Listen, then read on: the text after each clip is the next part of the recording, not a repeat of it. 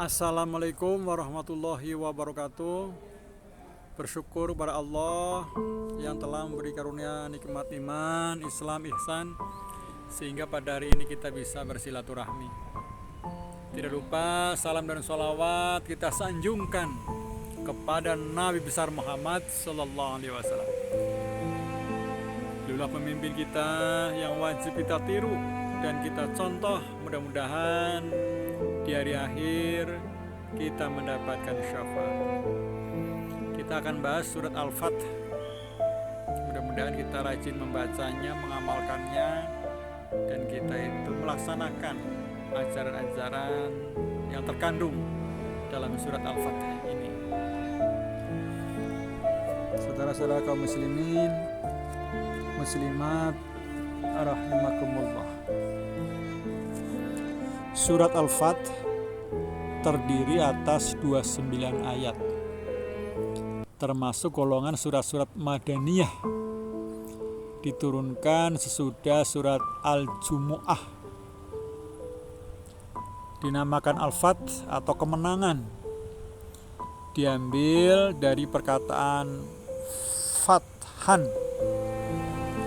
yang terdapat pada ayat pertama surat ini.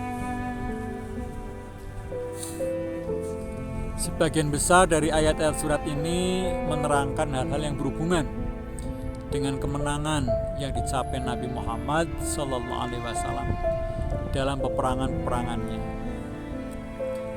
Nabi Muhammad Sallallahu Alaihi Wasallam sangat gembira dengan turunnya ayat pertama surat ini. Kegembiraan itu dinyatakan dalam sabda beliau yang diriwayatkan Bukhari.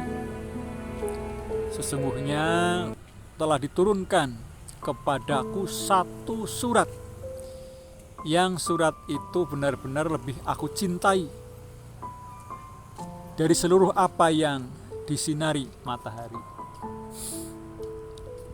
Kegembiraan Nabi Muhammad SAW itu ialah karena ayat-ayatnya menerangkan tentang kemenangan yang akan diperoleh Nabi Muhammad SAW dalam perjuangannya, dan tentang kesempurnaan nikmat Allah kepadanya. Pokok-pokok isinya pertama adalah keimanan Allah mempunyai tentara di langit dan di bumi. Janji Allah kepada orang mukmin bahwa mereka akan mendapat ampunan Allah dan pahala yang besar. Allah mengutus Nabi Muhammad SAW sebagai saksi, pembawa berita gembira dan pemberi peringatan. Agama Islam akan mengalahkan agama-agama lain. Yang kedua tentang hukum-hukum.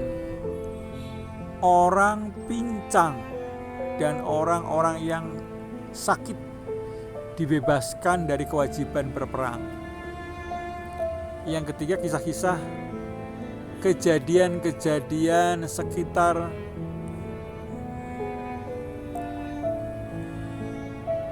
Baitur Ridwan dan perdamaian Hudaibiyah. Yang keempat, berita-berita gembira yang disampaikan Allah kepada Nabi Muhammad Sallallahu Alaihi Wasallam bahwa dia bersama-sama orang-orang mukmin akan memasuki kota Mekah dengan kemenangan, dan hal ini memang terlaksana setelah setahun kemudian. Sikap orang-orang mukmin terhadap sesama mukmin dan sikap mereka terhadap orang-orang kafir, sifat-sifat Nabi Muhammad Sallallahu Alaihi Wasallam dan para sahabatnya sudah disebutkan dalam Taurat dan Injil. Janji Allah bahwa orang Islam akan menguasai daerah-daerah yang sewaktu Nabi Muhammad Sallallahu Alaihi Wasallam belum dikuasai. Saudara-saudara kaum muslimin muslimat rahimakumullah. Surat Al-Fath menerangkan tentang peristiwa-peristiwa yang berhubungan dengan perdamaian Hudaybiyah dan janji Allah akan kemenangan kaum muslimin. Surat ini ditutup dengan menerangkan sifat-sifat Nabi Muhammad Sallallahu Alaihi Wasallam dan sahabat-sahabatnya. Lalu ada enggak hubungan surat Al-Fath dengan surat Al-Hujurat? Tentu saja ada. Yang pertama, di dalam surat Al-Fath disebutkan perintah memerangi orang-orang kafir. Sedang dalam surat Al-Hujurat disebutkan perintah mengadakan perdamaian antara dua golongan dari kaum muslimin yang bersengketa dengan perintah memerangi golongan kaum muslimin yang berbuat aniaya kepada golongan kaum muslimin yang lain sampai terjaga selalu kesatuan dan persatuan umat Islam.